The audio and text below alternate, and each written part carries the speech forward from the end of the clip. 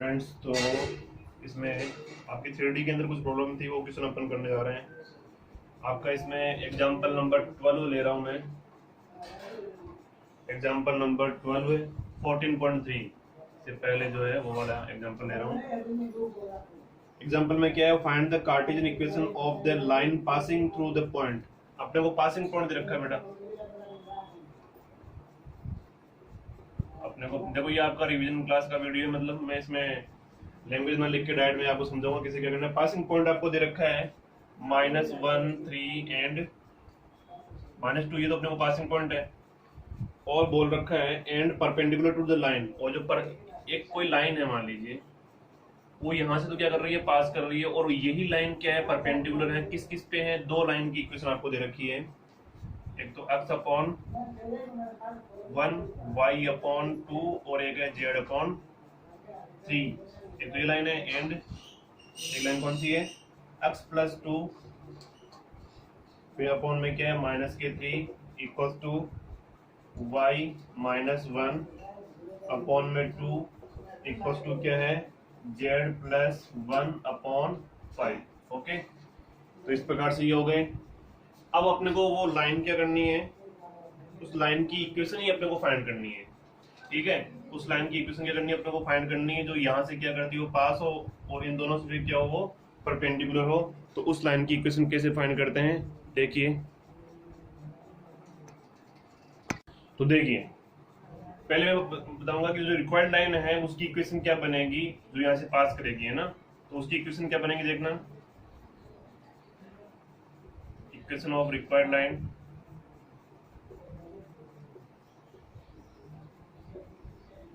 क्या बनेगी, x+1 upon, ये अपने को दे नहीं रखा तो एलिमेंट मान लेंगे उसके, डी सी या डी आर जो भी है, y फिर क्या रहेगा -3 अपॉन m, ये डी सी मान लिया अपन ने, और z+2 अपॉन क्या मान लिया, m। क्लियर है इतना। x+1, तो ये वाला जो लाइन है इन पॉइंट्स से क्या कर रही है, पास कर रही है, और ये क्या हो गई उसके डी आर भी हो सकते हैं और डीसी भी हो सकते हैं, ये डिपेंड करता है उसकी वैल्यूज पे। ठीक है, तो चलो इतना आ गया। अब क्या काम करता हूँ, देखो, अगर आपने पढ़ा होगा कि दो लाइन आपस में परपेंडिकुलर है, तब L1 L2 plus M1 M2 plus N1 N2 equal to क्या होता है, 0 है। अगर दो लाइन आपस में L1 और परपेंडिकुलर क्या है, L2, दो लाइन परपेंडिकुलर है, तो ये चीज होती है L1 L2 plus M1 M2 plus N1 N2 equal to 0। तो देखना, इस लाइन को फर्स्ट है, ये लाइन क्या है, सेकंड है, और ये लाइन क्या मान लेता हूँ मैं, थर्ड लाइन मान लेता हूँ। तो फर्स्ट क्या है, सेकंड पर परपेंडिकुलर है, तो देन क्या होगा, यहाँ से देखिए L प्लस 2M और plus 3N equal to 0, equation number 4। अब ये सेकंड और थर्ड भी क्या है, आपस में परपेंडिकुलर तो नहीं है, सेकंड और थर्ड है। ठीक है, सेकंड और थर्ड इक्वेशन भी क्या आपस में परपेंडिकुलर है, क्योंकि रिक्वायर्ड लाइन आपकी, रिक्वायर्ड लाइन इस पॉइंट से पास कर रही है, और इन दोनों पे क्या है, परपेंडिकुलर है। तो यहाँ से क्या बनेगा, -3L और प्लस का -3L प्लस के 2M और प्लस के 5N और इक्वल टू क्या हो गया, ये 0। अब इन दोनों इक्वेशन को अपन सोल्व आउट करते हैं, और अपन वैल्यू किसकी निकालेंगे, LM और M की। तो कोई दिक्कत नहीं है, L1 की वैल्यू निकाल लेते हैं। कैसे करेंगे, L/M/और N/। तो देखिए, L के नीचे ये वाले वैल्यू नहीं लेंगे, ये कितना होगा, 5 2 10 और -6, M ले लो यहाँ पे। तो यहाँ से इसको 5 1 जा 5 और ये प्लस के 9, और N के नीचे क्या जाएगा, 5 1 जा 5 और ये प्लस के N के नीचे, यहाँ से ये हो गया 2 और ये प्लस के कितने हो गए, 3 2 जा 6। तो अपने पास में आएगा L/4 equal to -M/14 equal to N/8।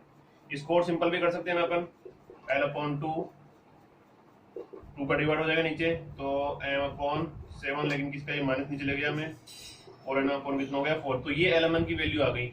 बस ये एलिमेंट की वैल्यू में क्या पुट कर दूंगा, इस इक्वेशन में पुट कर दूंगा, तो मेरा आंसर आ जाएगा। तो यहाँ पे कितना आ जाएगा, L की जगह पे तो 2 और M की जगह पे -7 और N की जगह पे कितना आ जाएगा, 4। तो ये आपका एग्जांपल नंबर 5 हो गया। ठीक है, तो इस प्रकार से ये आपकी रिक्वायर्ड लाइन हो गई जो इस पॉइंट से पास करती हो और इन दोनों पे क्या हो, परपेंडिकुलर हो। आइए आगे देखते हैं। हाँ देखिए, अब एक अगला क्वेश्चन जो है वो एग्जांपल नंबर 23 है और एक्सरसाइज आपका ये 14.6 से पहले देख लेना, है ना। ये आरबीएससी क्लासेस की बात कर रहा हूँ मैं, आरबीएससी मैथ्स क्लास 12। तो एक्सरसाइज 23 एग्जांपल 23 14.6 में क्या लिखा हो गया है, देखते हैं। A plane meets the coordinate axis in the ABC such that the centroid of triangle ABC is the point PQR. Show that the equation of plane is x upon p plus y upon q plus z upon r equals to 3। मतलब एक plane है, वो coordinate axis को देखना, एक plane है कोई, वो कोऑर्डिनेट एक्सिस को a b और c पर कट करता है। तो देखना बेटा, जैसे मान लीजिए ये आपका एक्स एक्सिस हो गया, ये वाई हो गया और ये जेड एक्सिस हो गया। तो यहाँ एक्स एक्सिस पे ये कट कर रहा है, तो ये पॉइंट मान लेता हूँ मैं a 0 0 है। वाई एक्सिस पे कट कर रहा है 0 b y मान लेता हूँ, और सी पे जेड पे कट कर रहा है तो उसको मैं 0 0 c मान लेता हूँ।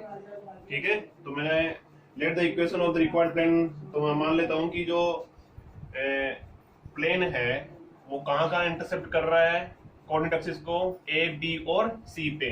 तो जब भी कोई प्लेन कोऑर्डिनेट एक्सिस को कट करता है तो उसकी इक्वेशन अपन क्या बनाते हैं मालूम है आपको, x upon a plus y upon b plus z upon c equal to क्या बन जाएगा, equation of plane which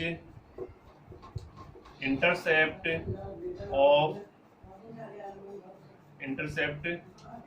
of coordinate axis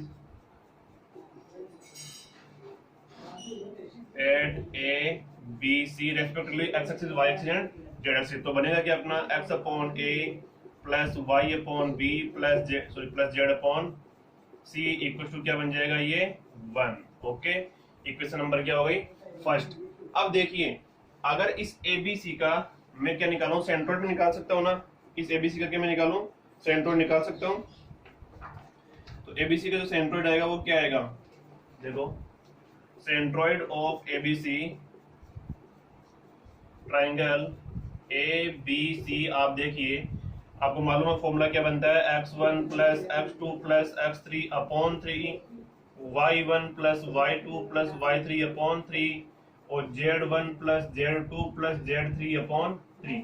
ये आपका क्या हो गया, सेंट्रोइड ऑफ ट्राइंगल ABC। तो क्या आपके पास में x1 x2 x3 है, बिल्कुल है साहब, ये सारे के सारे। तो यहाँ तो ये क्या बन जाएगा, a/3 b/3 और ये क्या बन जाएगा, c/3। लेकिन क्वेश्चन में ऑलरेडी दे रखा है कि सेंट्रोइड ऑफ ट्राइंगल क्या है, PQR है। सेंट्रोइड ट्राइंगल क्या है, PQR है। तो यहाँ से देखिए कंपेयर कर लो, A की वैल्यू कितनी हो गई 3p, B की वैल्यू कितनी हो गई 3q और C की वैल्यू कितनी हो गई 3r। ABC की वैल्यू आ गई अपने पास में। पुट ABC की वैल्यू कहाँ पुट करेंगे, put ABC value ABC in equation number first, put value of ABC in equation number first. तो ये बनेगा आपका x अपॉन कितना 3p plus y upon 3q plus z upon 3r equal to 1। 3 common लेके cross multiply कर दो तो आपका आ जाएगा x upon p plus y upon q plus z upon r equal to. तो ये रिक्वायर्ड उस प्लेन की इक्वेशन आ गई बेटा, ठीक है ना। तो मतलब इसमें यूज क्या किया अपन ने, यूज ये किया है कि उसका सेंट्रोइड को यूज करना है। जो आपकी इक्वेशन आई है प्लेन की, उस प्लेन की इक्वेशन में आपको मतलब सेंट्रोइड है ना इस ट्राइंगल का, वो यूज हो जाए। इस प्रकार से अपने इक्वेशन बनाई है। तो बिल्कुल सिंपल सा था क्वेश्चन ये। तो ये आ गए PQR। आगे देखते हैं। तो अगला क्वेश्चन देखिए, एक्सरसाइज 14.5 का क्वेश्चन नंबर 5 कर रहे हैं अपन। एक्सरसाइज 14.5 का कौन सा क्वेश्चन कर रहे हैं, 5th। Find the shortage distance between the lines. तो दो लाइन दे रखी है आपको, x -1 upon 2 equal to y plus 1 upon 3 और इक्वल टू z। और एक लाइन और दे रखी है आपको, x plus 1 upon 3 equal to y minus 2 upon 1 और कॉमा है यहाँ पे z इक्वल टू 2। तो ये है, इसके बिटवीन अपने को क्या करना है, शॉर्टेज डिस्टेंस फाइंड करनी है। देखो पहली बात तो दो लाइन होती है ना, स्क्यू लाइन होती है, दो स्क्यू लाइन। स्क्यू लाइन मतलब जो ना तो पैरेलल हो, जो ना ही क्या हो आपस में इंटरसेप्ट करती हो, है ना। जैसे मान लीजिए एक लाइन ये है, एक लाइन ये है, इस प्रकार की लाइन से है। तो इनके बीच में शॉर्टेस्ट डिस्टेंस अपने को क्या करनी है, फाइंड करनी है। तो कैसे करेंगे देखिए, जैसे मान लीजिए एक लाइन ऐसे आ गई, एक लाइन ऐसे आ गई कहीं से भी, तो इनके बीच में शॉर्टेस्ट डिस्टेंस मतलब आप मान लो ये P और ये Q परपेंडिकुलर डिस्टेंस होती है, वही आपकी क्या आएगी, शॉर्टेस्ट डिस्टेंस आएगी। तो ये कैसे निकालेंगे अपन, देखो शॉर्टेस्ट डिस्टेंस निकालने का एक फॉर्मूला ये भी है कि जब आपके पास में दो लाइन की इक्वेशन दे रखी हो तो उसको आप ऐसे कर सकते हो कि B1 cross B2 dot A2 minus A1 upon mode of B1 cross B2। ये मोड वाला है, ये इसको शो कर रहा है पॉजिटिव साइन को कि हाँ नेगेटिव में कभी नहीं होगी। इस लाइन की दो इक्वेशन मान लो आपके पास में आ जाए, R equal to A plus A1 और लेमडा B1, एक मान लो आपके पास में आ जाए A2 प्लस म्यू B2। ये दो लाइन इक्वेशन आ गई, लाइन की दो इक्वेशन आ गई ये वाली। तो इनके बीच में अपन जब फॉर्मूला पुट करेंगे इस प्रकार से, तो ये क्या आ जाएगी, शॉर्टेस्ट डिस्टेंस आ जाएगी। लेकिन अब देखिए इसमें अपने को क्या बोला गया है इस क्वेश्चन में, आपको शॉर्टेस्ट डिस्टेंस तो फाइंड ही करनी ही है, लेकिन साथ में क्या करना, find the equation of line which, equation भी फाइंड करनी है उस लाइन की, क्या करनी है, इक्वेशन भी फाइंड करनी है। ये इस लाइन की इक्वेशन, ये शॉर्टेस्ट डिस्टेंस तो आ गई, लेकिन इसकी क्या करनी है, इक्वेशन भी फाइंड करनी है। तो इस फॉर्मूले से तो अपन क्या कर सकते हैं, सिर्फ शॉर्टेस्ट डिस्टेंस निकाल सकते हैं, इक्वेशन नहीं निकाल सकते। तो अब अपने को इक्वेशन फाइंड करनी है, तो अपने क्या काम करेंगे वो देखिए। पहले इसको चेंज करते हैं, देखिए यहाँ Z/1 है दिया हुआ क्वेश्चन में, इसको सही कन्वर्ट करते हैं तो ये क्या बनेगा, देखो x plus 1/3 equal to y minus 2/1, और ये वाला देखो z माइनस 2 कर दूंगा इधर, तो z माइनस 2 अपॉन में कुछ भी नहीं दे रखा, जीरो मानूंगा वहां पे, क्या मानूंगा मैं उसमें, जीरो मानूंगा। और उसके नीचे क्या है, Z/1 दे रखा है क्वेश्चन में ऑलरेडी, इसलिए वहां पे 1 लिया है। तो ये दो आपके पास में क्या हो गई, लाइन्स हो गई। अब इन दोनों लाइनों के बीच में क्या निकालना है अपने को, शॉर्टेस्ट डिस्टेंस निकालनी है और इनकी क्या करनी है, इक्वेशन फाइंड करनी है। तो आइए देखिए क्या करते हैं। सबसे पहली बात देखिए, जैसे मान लीजिए ये आपकी लाइन 1 हो गई और ये क्या है, लाइन 2। इस लाइन 1 पे ही क्या है, P पॉइंट है, और इस लाइन 2 पे ही क्या है, ये Q पॉइंट है। ये लाइन 1 हो गई, लाइन 2 हो गई, 1 एंड 2।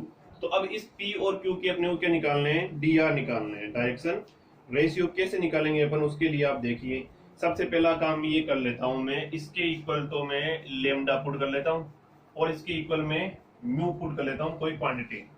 तो यहां से मैं भाई एक्स वाई जेड की वैल्यू तो निकाल ही सकता हूं ना। इस पूरी लाइन के ऊपर एक्स वाई जेड की वैल्यू क्या रहने वाली है वो निकालने के लिए मैंने इसकी इक्वल क्या कर दिया, लेमडा कर लिया। तो जो P की वैल्यू आएगी, P पे जो कोई कोऑर्डिनेट आएंगे उसकी वैल्यू क्या आएगी, मैं डायरेक्ट लिख रहा हूँ, ध्यान रखना। तो P की वैल्यू क्या आएगी देखना, इसको यहाँ मल्टीप्लाई करो, 2 लेमडा और ये प्लस 1, फिर ये देखो 3 लेमडा और ये माइनस के 1, फिर ये लेमडा और यहाँ माइनस 0, तो लेमडा रह गए। तो ये तो क्या हो गए, P के यहाँ पे कोऑर्डिनेट हो सकते हैं P के। और आगे देखिए Q के निकालने के लिए मैं क्या करूंगा, Q वाले के लिए तो यहाँ से निकालना पड़ेगा, अब यहाँ से इक्वल टू म्यू दे रखा है, तो इसको देखो 3 म्यू और क्या हो जाएगा, माइनस के 1, ये क्या हो जाएगा फिर म्यू प्लस 2, और फिर ये तो क्या हो गया, 0, तो इधर 0 हो गया और ये प्लस के 2 हो गया। तो ये आपके पास में P और Q की वैल्यू आ गई। P की वैल्यू हो गई आपके पास में 2 लेमडा प्लस 1, 3 लेमडा माइनस 1 और लेमडा, और Q की वैल्यू क्या हो गई, Q के जो कोऑर्डिनेट आए ना, ये P और Q के क्या आ गए, कोऑर्डिनेट में ले आया, 3 mu minus 1 mu plus 2 and 2। तो अब अपन DR और PQ निकाल सकते हैं क्या, बताइए। जब आपके पास में 2 पॉइंट दे रखे हो तो DR और PQ निकाल सकते हो आप। तो DR और PQ क्या रहेगा, आप देखिए, DR और PQ, Q माइनस P कर दूंगा मैं। DR और PQ के लिए आप चाहिए तो P माइनस Q कर लो या Q माइनस P कर लो, आपकी बात एक ही रहेगी ये।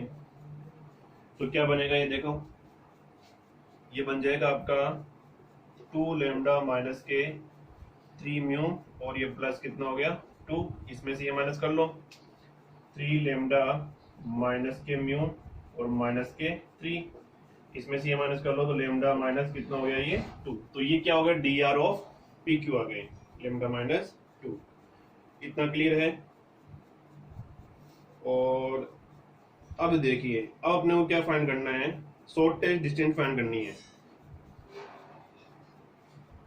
अब इधर सुनिए मेरी बात, ये किसके डी आर आए बेटा, पी क्यू के डी आर आ गए। ओके, पी क्यू क्या, अब बताइए क्या पी क्यू लाइन है वो इस लाइन 1 के ऊपर परपेंडिकुलर है? अगर परपेंडिकुलर है तो अभी मैंने आपको बताया था कि L1 L2 plus M1 M2 plus N1 N2 equal to 0, उसको अपन A1 A2 plus B1 B2 plus C1 C2 equal to 0 भी बोल सकते हैं। तो मतलब इसके DR और इस लाइन 1 के DR का मल्टीपल कितना आएगा, 0 आएगा। तो देखिए क्या बनेगा, ये 2 डाइट कर रहा हूं मैं ना भाई, जैसे ये फर्स्ट है, ये परपेंडिकुलर है किसके ऊपर, मैं इसको भी नाम दे देता हूँ एक, आप 3 मान लीजिए, या आप लैंग्वेज लिख लेना कि जो PQ है वो परपेंडिकुलर किसके ऊपर, लाइन 1 के ऊपर और लाइन 2 के ऊपर।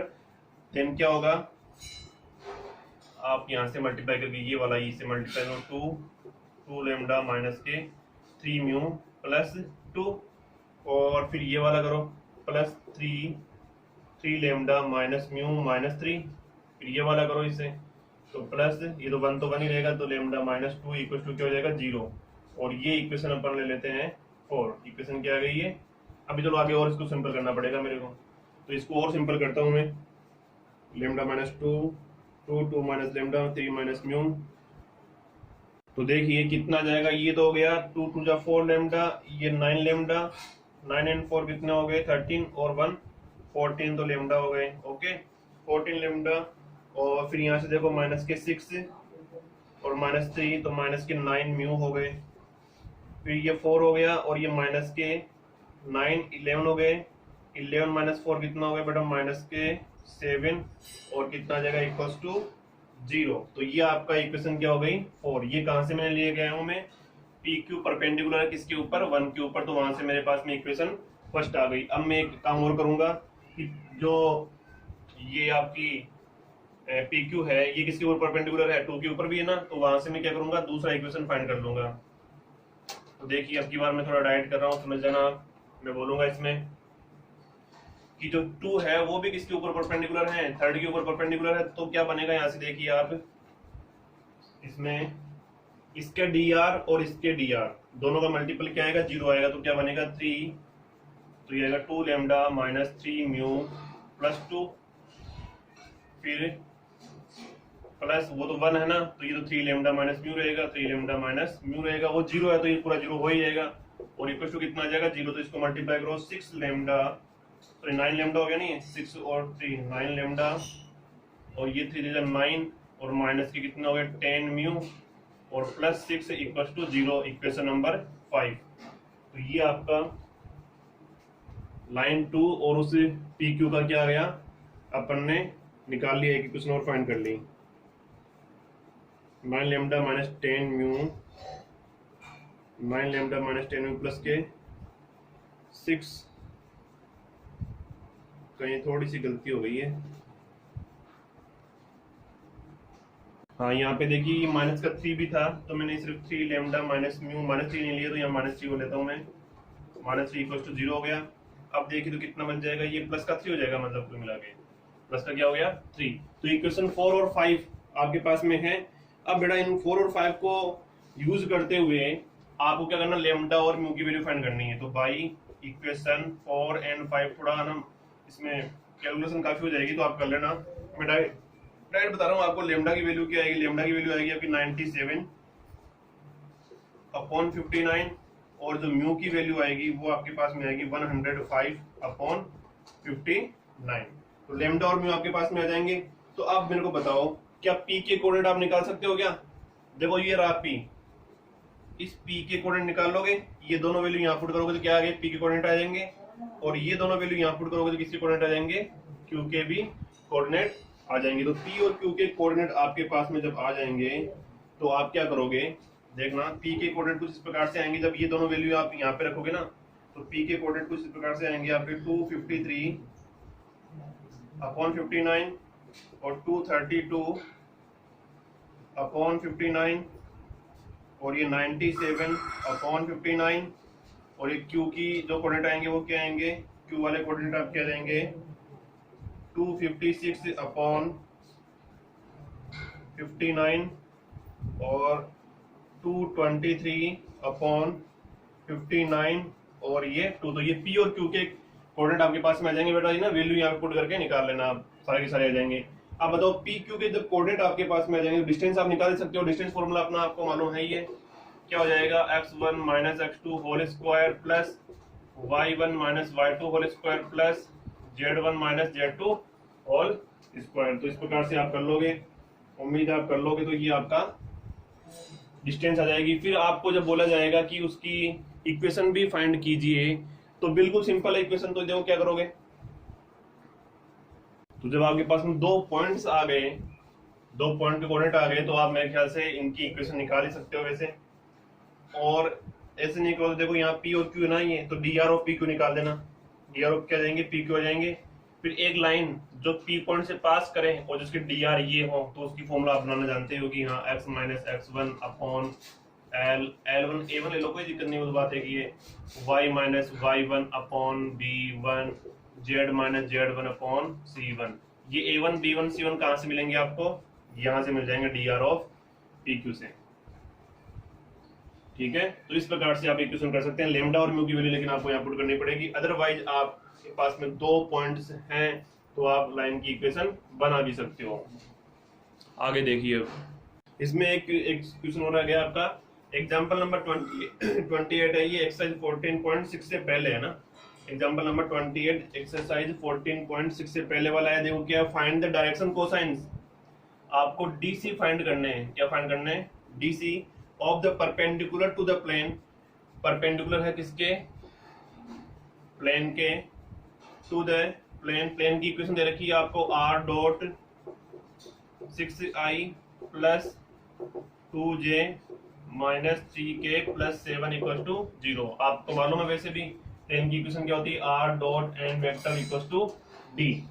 ठीक है, आर डॉट एन और इक्वल टू क्या दे रखा होता है, डी। तो यहां से अपन क्या करेंगे, अब जो परपेंडिकुलर इस प्लेन पर ओरिजिन से इस प्लेन के ऊपर ओरिजिन से जो परपेंडिकुलर ड्रॉप किया गया है, उसके अपने को क्या फाइंड करने हैं, डीसी फाइंड करने हैं। देखो बेटा, ये इक्वेशन ऐसे भी होता है कई बार कि R vector dot N cap भी होता है यहाँ पे, है ना। अब ये एन वेक्टर एन केप की पहचान कैसे करोगे आप देखो, अगर इसका मैग्नीट्यूड निकालो, क्या निकालो, मैग्नीट्यूड। अगर वो 1 आ गया ना, तब तो वो क्या है, एन केप है, और वो वहां से आपको डीसी ही मिल जाएंगे। वो क्या मिल जाएंगे आपको, डीसी 2, और वो क्या हो जाएंगे, नॉर्मल के डीसी हो जाएंगे। उसके किसके डीसी हो जाएंगे, नॉर्मल के डीसी। नॉर्मल मतलब परपेंडिकुलर। तो आप इसमें ये पहले चेक कर लो कि यहाँ तो 1 तो आने से रहा। तो सबसे पहला काम अपन क्या करेंगे, इसमें इस 7 को उधर लेके जाऊं, तो ये क्या बनेगा, देखो आर वेक्टर डॉट, ये जब 7 उधर जाएगा तो क्या हो जाएगा, नेगेटिव। तो कभी डिस्टेंस तो नेगेटिव होती नहीं, तो उसको पॉजिटिव करने के लिए क्या करूंगा, मैं इस सम को माइनस से मल्टीप्लाई कर दूं, minus 6i minus 2j and plus 3k और इक्वल टू कितना आ गया, 7। अब आपको इसको एन केप बनाना है। क्या बनाना है, एन केप। अभी तो ये एन वेक्टर है बेटा, इसकी पहचान कैसे करोगे कि एन केप है, मतलब आपका ये यूनिट वेक्टर है, मतलब इसका मैग्नीट्यूड निकाल के देखो, अगर वो 1 आ रहा है तो वो क्या हो जाएगा, आपका यूनिट वेक्टर हो जाएगा। और यूनिट वेक्टर के जो कंपोनेंट होते हैं ना, आई जे के, वो यहाँ पे क्या होते हैं, डीसी होते हैं, टू नॉर्मल। तो देखिए क्या करेंगे इसमें, तो इसको अगर आपको यूनिट वेक्टर में कन्वर्ट करना है, तो इसमें क्या करेंगे, अपन डिवाइड कराएंगे। तो देखिए आपका यहाँ पे एन वेक्टर आपको दे रखा है, कितना है, माइनस के 6i minus 2j plus 3k cap. तो मैं अगर एन केप निकालना चाहूँ तो N vector upon magnitude of N vector करता हूँ मैं। तो एन वेक्टर तो है ही माइनस के 6i minus 2j plus 3k cap, और मैग्नीट्यूड निकालने के लिए करूंगा 36 प्लस 4, इनके कंपोनेंट का क्या कर दूंगा, सबका स्क्वायर कर दूंगा मैं, प्लस के 9 तो 49 हो गया, नीचे से होना जाएगा, मतलब ये माइनस के 6i minus 2j plus 3k और अपॉन में कितना, 7। तो कुल मिला के ये वाला पूरा जब मैं 7 का डिवाइड कर दूं ना बोथ साइड, तो ये जो बनेगा ना, ये आपका यूनिट वेक्टर बन जाएगा। तो मैं 7 का डिवाइड करूंगा इसमें, ये क्या आएगा, R vector dot minus 6/7 I cap minus 2/7 J cap plus 3/7 K cap, और इक्वल टू इधर कितना जाएगा बेटा, 1। डिस्टेंस कितनी हो जाएगी, ये 1। अब बताओ क्या ये यूनिट वेक्टर बन गया, बिल्कुल यूनिट वेक्टर बन गया। तो जो ये है ना यूनिट वेक्टर आया है, इसमें जो आपके ये कंपोनेंट दे रखे हैं ना, ये आपके डीसी हैं। ये क्या है, ये आपके डीसी हैं, to DC of normal to origin. Okay, तो इस प्रकार से आपके डीसी क्या हो जाएंगे, माइनस के 6/7 DC of normal to origin क्या बन जाएंगे आपके, माइनस के 6/7 माइनस के 2/7 और 3/7। तो ये आपके सारे के सारे DC आ गए। तो इस प्रकार से ये क्वेश्चन मैंने किए हैं। इस क्वेश्चन को दोबारा से आप देख लेना, कोई डाउट नहीं है इसमें।